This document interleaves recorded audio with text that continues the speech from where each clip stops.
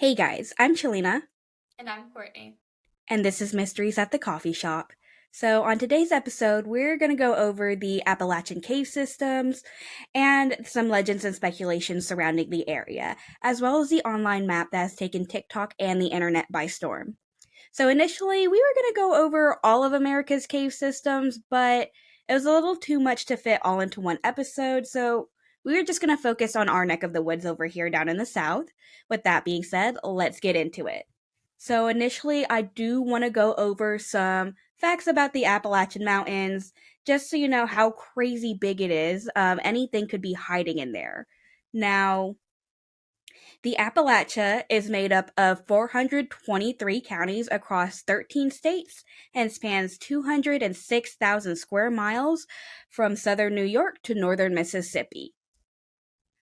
And within the Appalachia is one of the biggest cave systems in America, known as Mammoth Cave, that can be found in Kentucky. It is in the counties of Hart, Barron, and Edmonson, and those are the counties that are part of the Appalachia. So, what's crazy about this cave is it spans 420 miles of twists, turns, nooks, and crannies. And the best part about it is that there is a speculation that there is still over 600 miles yet to be discovered in this cave system. So that's like, if you think about it with the undiscovered part, well over 1,000 miles of underground cave system that we don't know what's in there. Not only that, there are also think around 200, yeah, 200 other cave systems that aren't connected to Mammoth Cave. So, with that being said, let's go into some of the cryptids and monsters that can live within these cave systems. And I think Courtney is going to give us a little talk about the first few. Yeah, so I have three that I'm just gonna hit over briefly. This isn't a deep dive into the cryptids, but if you want like a larger episode on any of these, just let us know. So the first cryptid I have for us, cave cryptid, is the Mothman. So he was first originally sighted in Point Pleasant, West Virginia in 1966. There was speculation he was either from the depths of hell or space. Take your pick. Those are two vastly different places. Yes, very different. So there Like was, extraterrestrial or demon? yes, Sorry, go ahead. just take your pick which one you want to be from. So there was altogether three different sightings of him. So all three sightings, we have a 7 to 8 feet tall, bat-like winged cryptid with a 10-foot wingspan. So the officials, when these sightings were taking place, the officials just chalked it up to a large owl, crane, or heron. And a fun fact, in Point Pleasant, West Virginia, there's actually a statue of Mothman. I would love to see it. Sounds like a road trip to me. I think we should go. Yeah, I definitely think we should. I think there's also a cafe like dedicated to him, and they have little Mothman cookies that I definitely want to try. Yes. Um, Definitely gonna hit that Mothman coffee too, which like now that I say that out loud sounds really freaking gross. So, let erase that. Let's pretend I never fucking said that. Anyways, let's talk about the other one before I say something else embarrassing. So our second one that I have is our Cherokee Death Cat. So this is more mountainous area, I believe. So the Cherokee Death Cat is said to be 500 pounds and 6 feet long without the tail. There was speculation that it was going around killing farmers' livestock. Um, and their lore is that if you see the death cat, you will die shortly after. And there's also rumors that the death cat is a Cherokee native that died that is seeking vengeance. So I think this dates back to around the time Trail of Tears took place. So that's where that began, I believe. So, do you die shortly after because it eats you, or do you just die shortly after because it's like a bad omen? I don't know. The way that I read it, it mostly seemed like a bad omen. Um, but there was also, you know, there were people that were claiming that they actually saw the Cherokee death cat and there was encounters with it. I didn't put any of those in there just because that would take a long time. But the way I read it is that it's a bad omen. Like if you see that thing, you're gonna die afterwards. Fair enough. So these two, the Mothman and the Cherokee Death Cat, like they could be living in this cave system. So, a funny tidbit, not a funny tidbit, I don't know. One of the things that I learned is that so initially when I was researching the Mammoth Cave, it looked like that, a lot of the first cave tour guides were not Native Americans, but they were African Americans because I mean, like I feel like, they people were just like, well, I don't want to go down into this dark, dangerous place, but I want to discover it. Let's just send down my slave. And they sent a lot of those people down to, explore and discover. And there was a man named Stephen Brown who was a slave working for the cave system. I don't know what they had set up. I think it was set up as a national park by then, but I can't quite remember at this point. Anyways, he was walking around just, doing his job, and then he discovered the quote unquote bottomless pit down in Mammoth Cave. So there is a pit that looks like it goes on forever, forever, and forever. Um, hence bottomless pit. There is a chance that Mothman could have came from that bottomless pit Yeah, it makes sense. I mean, with a 10-foot wingspan, I mean, where else are you gonna in a fit? cave. I don't know. Like I Yeah, can just imagine him like kind of like squeezing through rocks. He's like, "Help, help! I'm stuck. yeah, Help!" Like it's just not going to work. But the bottomless pit would make sense. And like you said, he came from quote unquote the depths of hell. yeah, So yeah. That's what I say. Like him emerging from that quote unquote bottomless pit, kind of like puts you in mind of like the depths of hell. So I know nothing that would make me want to come out of like whatever pit I came from into the human world because I don't know if that's any better. right. Could it be that like they had like little lamp set up in the cave and he was like the light gotta go towards the light because he's Mothman, who knows. That would be a good comic. Right. And so I think there was a third one that you wanted to go over as well. So our third and final one for me is the feral people of the Smoky Mountains. This one has probably piqued my interest the most out of the three that I have talked about today.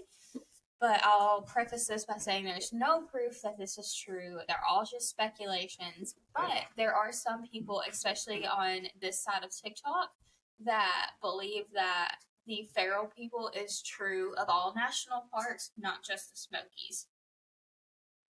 So, a little bit about the Smoky Mountains. It stretches from Tennessee to North Carolina and it stretches over 522,437 acres of land. That's a lot of land. And we cross over two states, so it's kind of like the cave system. Who knows what's out there? So, the feral people of the Smokies are thought to steal livestock and children at night. They are said to act like animals and could possibly be cannibalistic. And it's also said that they have been bred feral for many, many generations. So this is a long life, like generational thing. So this is a little snippet of a website or article I found online. Um, so it starts by saying, quote, the belief of feral people has been around since 1969 when a 6-year-old boy named Denise Martin went missing in the Smoky Mountains. Denise and two other young boys wanted to play a prank on their parents by hiding and jumping out at them. The boys weren't as sneaky as they thought, so the parents saw them run off to hide. However, when the two other boys popped up, Denise didn't. His family searched everywhere, but Dennis had disappeared without a trace. Over the next few days, the search grew, but no one ever saw the little boy. End quote. So they never found or saw Dennis Martin ever again. So there was speculation that the feral people, when he went to hide behind the bush, the feral people snatched him, took him, and never gave him back. And there was lots of search parties looking for him, but the vastness of the Smokies, it's just, you can't hit it all. So that's one of the things that really leads people to believe feral people exist in the Smokies. And there was also another article. I didn't put it in here just because there's a lot of back and forth with it. But there was another article saying that someone actually years later, saw a feral man hiding behind a bush in the Smokies area. It was just kind of speculation, but that's the feral people of the Smokies. Like I said, there's true believers that think that feral people exist in all of our national parks, just not here. So, like, how do you differentiate a feral person between someone just being a fucking heathen out in the woods? Like, Question. I mean, I guess they wouldn't have like normal modern day clothes, but like someone could very easily just take off all their clothes and just start acting a fool. Yeah, and that's kind of what why I didn't put the second article in here, because there's always cases of people that are deranged or even early dementia and Alzheimer's patients that lose that real world connection, and they may act quote unquote feral at times. And if someone that was demented had gotten out, you know, you never know. But there was a report of seeing a quote unquote feral man behind a bush. Like, okay, yeah, I get that. Like, it's very easy for people to get lost out there, but like if it was a feral man, homie was just trying to take a dump behind a bush and this woman just comes up and bothers him. Like, I would act aggressively towards her too, be like, bro, leave me alone, dude. Yeah, there was a lot of arguing about this. Like, there was like one side was like, oh, if there was feral people, we would have discovered them by now. And then on the other hand, they were like, oh, there's like millions of acres of national park. Like, how would we have discovered them? So it's like a double-edged sword of like, is there feral people? Is there not? So you'll have to let us know in the comments. Yeah. I mean, I have reason to believe that, there could be feral people out there. I mean, there are plenty of undiscovered tribes out in the rainforest and stuff that have had no contact with any of the outside world. Absolutely. So who's to say that there's not anything like that in the US? Yeah, it's an absolute it's an interesting dive. It's an interesting take, and the more you think about it, the deeper you go into it, and you could stay on the subject all night. But I believe you do have a fourth cryptid for us. Yes, I do. So what's funny is like they don't necessarily consider them a cryptid rather than a sort of like subhuman species, which I think is kind of funny once they start to go over it. So we're going to go over the moon-eyed people, and these are people described as, they're shorter people. I think they said the height normally spans between 3 feet to like 5 feet. Sometimes maybe like 5'5". I'm not quite sure. It kind of varies. Obviously with any sort of legend, like you get changes and variations, but we're going to go with the variation of the Native Americans, specifically the tribe of the Cherokee. So these are described as bearded, pale people, and when I say pale, I mean like people who are pale, like albino pale, right? And they were called moon eyes because they were unable to see in the daylight because their eyes were super sensitive and blinded by the sun. So they believed that they were strictly nocturnal and lived in the underground caves. What's funny about this is that there is possible evidence of these people. Now, it's just because I just want to say it's just because like they're not cryptids to say the least. And there is some sort of evidence.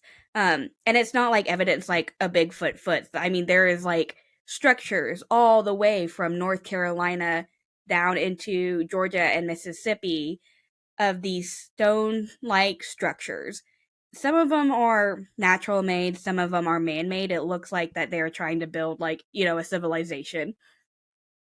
Um so these stone structures like are believed to be the remnants of an ancient war from these people and the Native Americans. And there's one specific structure that kind of stands out the most. It's in Fort Mountain. It's on the Georgia North Carolina line, and it gets its name from an 850-foot long wall that stretches along its ridge. Scientists did, you know, take a peek at it and try to date it. I said take a peek at it. They definitely dug into it and took samples. I just stare at this rock. It's like, yep, this looks like it was built a long ass time ago. Just No, a that's not how glance. that works. You're right. No, they take samples and then they like carbon date it. So they got that the structure was made around 400 to 500 CE, um, which is kind of crazy. It's old. Yeah, I can't even remember if CE was before Christ or after Christ. I'm not quite sure. If somebody knows, please let me know. I could have Googled it, but did I have time for that? I did not. Anyways, so let's go over the two legends. So one of the legends was that the wall was the remnants of the war, like I said before. However, the Moon-Eyed people were battling the neighboring Creek Nation rather than the Cherokee nations.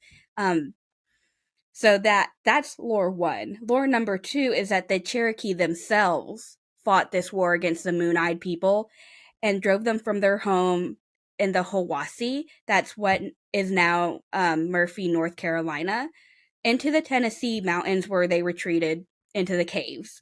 So in both legends, the Moon-Eyed people lost, and from then on after the war, they lived inside the cave systems, becoming these nocturnal creatures of legend.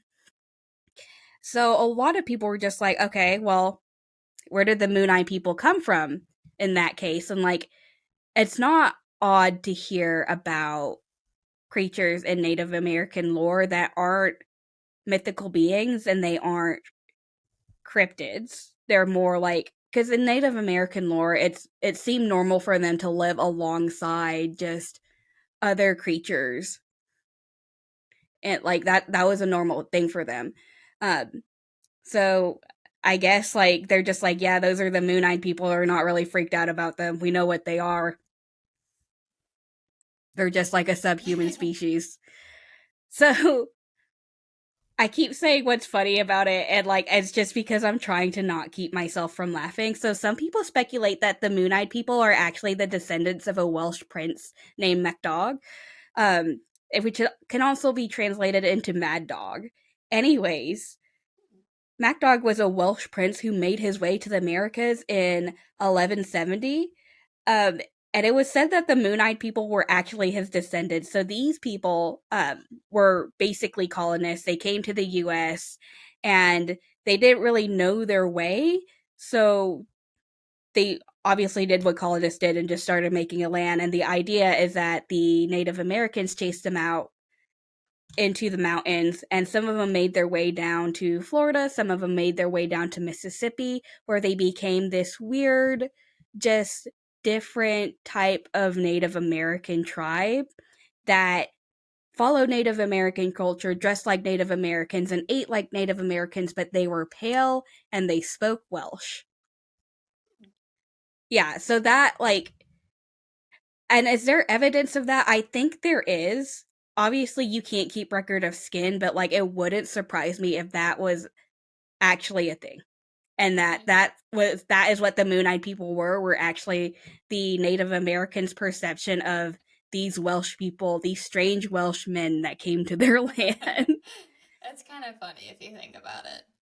It is kind of funny because like they're like, oh, they're different, they're pale and they're bearded, And I think the idea of like the moon eyes is hilarious Mm-hmm. because if you know anybody with light eyes, they'll tell you that they have to have sunglasses when they go out in the sun. Um, me, not a problem, but personally, like my husband has like these beautiful like blue. I call them like blue jean eyes. He says they're an ugly dark blue, but I think they're the prettiest eyes. They are like this beautiful blue jean color, right? And I tell him every day, I'm really jealous. I would like to steal your eyes. You don't deserve them Yes. because you hate them. But anyways, despite my intrusive psychopathic thoughts, he does have to wear sunglasses every time he goes out in the sun because he's just like, I can't see jack shit. Yeah, growing up with really dark brown eyes, like we do not know the struggle of having light colored eyes.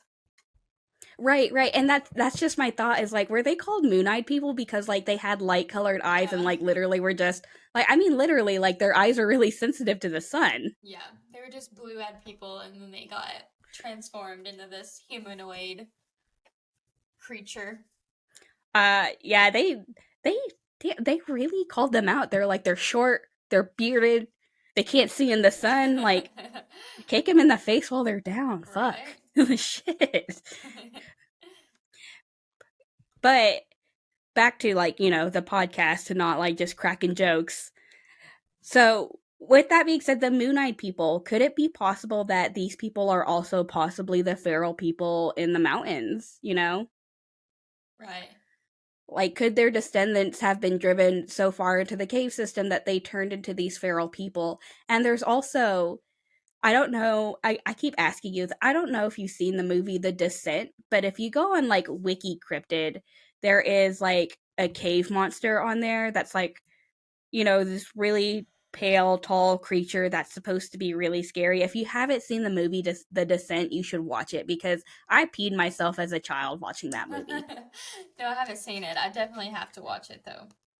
I think what's scary about it is mostly the anxiety, and then when I watched it as an adult, what hurt me the most was the backstabbery of all them bitches in the movie. Oh no. Yeah, I was like, that's the real horror movie right there. Why the fuck would you go on a trip with someone you don't even like? You're just forced to because you're an adult and people have expectations of you. Right? But yeah, in the movie there are these really tall, really lanky, just kind of like cave crawling people that drag people into the caves Oh wow. so that they can eat them. And I wonder if this like the feral people and the moon-eyed people are all where that idea comes from, the modern day cave monster. You know what I'm saying? And like Yeah. how like the feral people stole children.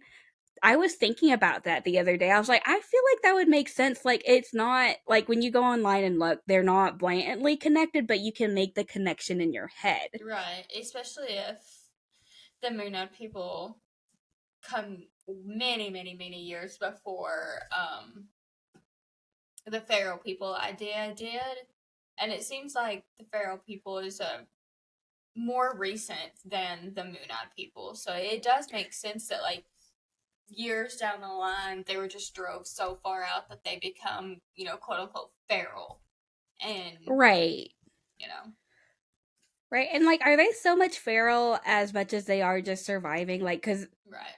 I mean, are they feral because they're cannibals? Because I feel like when you're in a situation like where you're stuck out in the wood, you don't know where you are, you don't know when you're going to be helped, and you start eating people because that's all you have left for food. Like, would you consider that feral or would you consider that like survival mode? Oh, I And mean, then, like, do you turn into something else after that survivor mode? I think that's where the unknown and the horror is, and I think yeah, that's also where you get the lore of the Wendigo, which we will probably go into that in another episode I'm sure. Yeah. because like that's a pretty good like pretty interesting topic to go over. Oh, yeah, for sure. Now, I know I spoke about people being dragged into the cave system. I Mhm. did want to mention that online speculation with the missing persons map and the cave map of America. So, if you go on TikTok, if you go on, I think it's mainly TikTok, but if you go on TikTok or Tumblr or YouTube, whatever, Instagram Reels, Mhm. wherever you get your information, you look up missing persons map and America's cave system map, you'll notice that it is eerily lined up. The missing persons map is with the cave system. Well, I did some research on that, and it turns out it's kind of a hoax, honestly. It Really? Yeah, so basically those two maps put together, and the idea of that came from the book Missing 411 by David Paul. I think his name is David Pauline. Anyways, he started that. But the problem with that is the missing persons map doesn't it doesn't include people missing from metropolitan areas like Detroit, Illinois. Is it Detroit, Michigan? It's It's Detroit, Detroit, Michigan. Michigan. Yeah. I don't know my maps, apparently. It's My bad. okay. It's Detroit Detroit, Michigan. It doesn't include all of the missing people. It just includes the missing people in national parks who mysteriously vanished. Hmm. And what do you consider mysteriously vanished? It also doesn't take into the account that some of these people were also found within the next couple hours or couple days. Ah, yeah, so that's not a very reliable source, like map anyway. Right, right, because it's all those dots are people that he thought mysteriously vanished, and you know, Mm, mysterious is going to depend on who you ask. right, right. So there's that missing data piece from that. And if you take into the account oh, these people are missing in national parks, all most if not all the national parks have some sort of cave system, and that's just because when you go into a cave, it's essentially like going into a time capsule. There's a lot of things to study in there, some microorganisms that Mhm. can lead us to study, the beginnings of life. Because a lot of times, cave systems, they're left untouched because they're in places that people can't go into and mess it up. Right. And So, sorry, go ahead. well, I was just gonna add that when you line up a missing persons map, with like national parks, my mind, this is kind of morbid, but when you go into like deep thought about that, you've got, people that go solo on these like really long hikes and don't know their way back. There's a ton of wildlife out there. We're talking about thousands of acres of just wildlife that are protected, that aren't, you don't have them, like out here, we've all of our wildlife is usually hunted in certain seasons. Um, they're around people a lot. Like when you go into the Smokies, there's a place where you can see bears and elk and deer, and they're not really scared. But when you go on these long hikes into the national parks, you get into the more like, sacred areas where it's untouched. Like, and if you get lost, wildlife eat. If, like, that's why a lot of people go, I think, quote unquote, mysteriously disappeared. Just like some people think it's mysterious, but like that's the circle of life. Like, if you're lost and it's at night and you're in a terrain where wild animals are, it's you against them. That's where my mind goes with the quote unquote mysterious disappearances. Right. And I mean, some people are like, well, this was an experienced backpacker. And it's just well, bears don't discriminate, homie. No, and if you fall and get injured, like there's always room for a mess up. And I'm not saying like none of these aren't mysterious, because I am sure there's some really weird ones, especially around national parks, because I can only imagine how many of the cave systems have things in them that we don't know about, or the woods have things we don't know about. But like, just because it coincidentally happened in a national park doesn't mean that it's mysterious in my mind. Right, right. And again, we hear this all the time. Correlation does not equal causation. Absolutely. I think that's like Just one of the because, biggest things. right, right, just because those maps kind of correlate, it doesn't mean that people are going missing within those cave systems. It doesn't mean they're getting dragged Yeah, in those cave systems. You know what I mean? Because there's I not really agree. answers. It's just I mean, it is kind of creepy that it does line up, Absolutely. but then again, it's really easy to get lost in a national park. Absolutely. And it's easy to eliminate the factors that could, like, especially since he was a little bit biased with it. There's there's a lot of factors that you can skew to make it seem like most missing people are around cave systems if you're throwing out, you know, big um, city areas and certain death cases. There's what you could skew it to make it even more scary. Not that it's not scary on its own, but Right, right. And what I like to think about too is like, so cave systems are underground, right? yes, So most if of you go them. missing, like in the ground on top of a cave, like is that, are you putting the dot there because you thought they went missing inside the cave, or they just happened to be like on top of the I cave think system? I think there's some cave systems that are above ground. I think most of them, all of them, probably lead underground. I think some of the mouths of the caves are above. Right. Okay. Yeah, So like, what if you don't go missing anywhere near like one of the mouths and you just happen to be like on top of it, like when you go missing? And you mark that on the map. Like that, I just feel like that's not correct information. right. Especially if like some of the systems run under and you're nowhere near like a like a mouth. Yeah, I don't know. It's Like I know, don't like yeah. caves. It freaks me out. Well, I just know when you're making like maps and charts and stuff, you have to use data that's not biased. Right. And That's the obviously biggest you're thing. starting off right. Well, you're starting off at the wrong foot by just choosing people who went missing mysteriously and then not even adding into the account that some of these people were found. Yeah, I don't think Um they're considered missing once they're found. Like once they're found, they're not missing anymore. You know what I right, mean? right. So there's that, but the whole idea of this entire episode was that these cryptids, whatever is living out in the Appalachia Mm-hmm. are dragging people into the cave systems. Yep.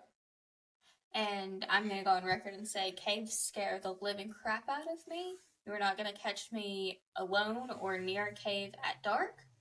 I don't care if none of these things are real. There's some scary stuff in there. And it's It's not happening. honestly, yeah, it's honestly the claustrophobia for me. That. And all I can think about is cave spiders and bats. I can't do it. Just those two that we know for sure that are in there scare me enough to keep me out of there, away from things we don't know that are in there. You're scared of bats? Large numbers. That's specifically in caves. It's the Bats are so darkness. cute. They're cute. But all I can think about is being in a dark, wet cave with nowhere to run and thousands of bats like descending on me, and it makes me want to throw up. That's all I can think That's about. fair. But like one That's singular if you bat, fly we're in my cool. face, yeah. No, if you Exactly. fly in my face, you're dead. It's on site. Exactly. I can't. It is I on can't site have. with I don't like anything. it. Mm-mm. Like Defeats. Mothman, if he flew in my face, I would get the fucking Absolutely. electrical tennis racket so fast. I don't Yes. care if he's a cryptid. You fly in my face, you're dead. Yeah, it's not so much the bats as it is the flying in my face. Bats just so happen to be in the cave with the spiders, so I'm out. I like how you disregard the fact that bats can actually give you rabies. Yeah, no, it's just the flying in my face. It's not, the possible diseases I could get No, from this no. animal. It's the Flapping in my face. annoying and like it's just Terrifying. it's just the annoyance of them existing in my fucking space. Yes, agreed. I can't. Ugh. Right. So, what do you guys think happened? I'm talking to my listeners. Like, what do you guys think is happening? If you have any more suggestions or ideas, we would be happy to revisit this episode and go over any stories, any personal stories, or Oh, anything yes. that you guys think is cool. I would love to go back and redo Yes. episodes if, just listeners gave me their ideas. Absolutely. Because we know there are hundreds, thousands of probably more cryptids that are in around caves. We would love to hear about them. If it's from your hometown, if it's from somewhere you visited, if you have personal experience with them, we would love to know and talk about it together so that you can hear us. Exactly. Yeah, yeah, absolutely. So let us know what you think. Are the feral people dragging people into the cave systems? Is it the cave monsters from the movie The Descent I was talking about, the modern day cave monsters? Or is it just the moon eyed people that are a little bit confused and also dragging people into the caves? They didn't say that these people were aggressive or violent, just that they existed in the cave system. So I don't know if they would drag anybody in, But let me know what you think. And, you can catch us on TikTok. You can catch us on Instagram, Twitter. Not very active on Twitter because I'm not going to lie. I'm old and I don't know how to use Twitter, but I will do my best. And don't forget about our online t shirt shop. Courtney and I are Yes. actually working on new designs to Yes. put in there. Very excited about So, them. I think you guys will enjoy them. exactly. There is more to come. We're going to continue releasing episodes every other Sunday for you guys. And I think with every episode that gets released, we get a little bit better and better at this. So hopefully, we get a big audience. We can definitely go to one of the conferences and meet you guys in person. Yeah, and next week's story, I have an idea jotted down for us, and it's based off a true story. If you like that sort of stuff, we'll switch it up from, since we've done cryptids and stuff this week, we'll go to a true story. I'm not going to tell you what it is yet. We may release some teasers on our Facebook, Instagram, Twitter, TikTok, somewhere around there. So just pop in and see if we've got any updates for you guys. Yeah, absolutely. And we will catch you guys in the next podcast episode. So you guys have a great rest of your day. Make good choices. I know that's not possible for all of y'all. And just remember, if you are a piece of garbage who, you get caught on the podcast and we start talking about you on the podcast, just remember, if I see you in person, it's on fucking site. Goes for Mothman too. Goes for Mothman too. If you fly in my face, you dead. All right, bye.